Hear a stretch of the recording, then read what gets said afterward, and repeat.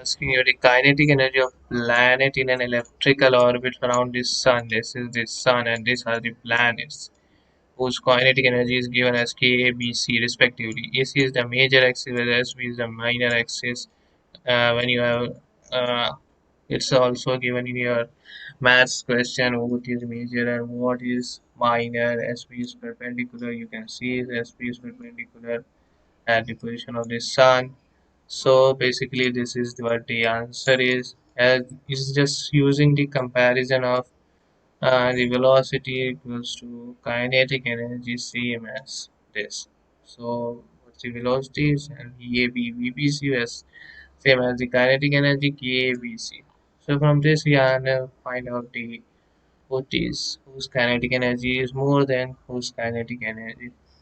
This types of question is comes from gravitational chapters. You have to gravitational chapter is more important chapter, comes out in the NEET exams.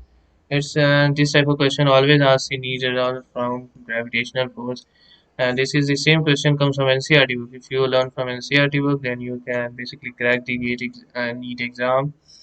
And you have to thoroughly know all the questions. You have to thoroughly read, learn by heart all the NCERT question. Then you can do the NEET. It's easy to crack the NEET exam, but you have to know all the question by heart.